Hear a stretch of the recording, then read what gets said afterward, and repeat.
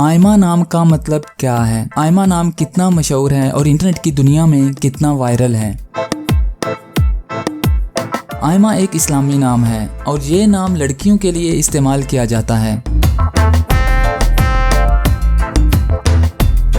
आयमा नाम का मतलब हाकिम हुक्मरान है।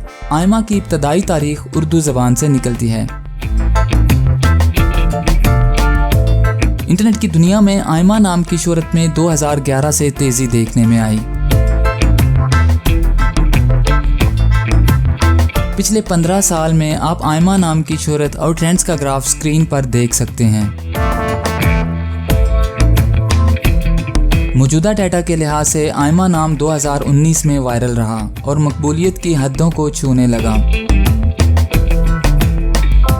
आयमा नाम यूएई, पाकिस्तान और इंडिया में बहुत पसंद किया जाता है और कसरत से इस्तेमाल में है।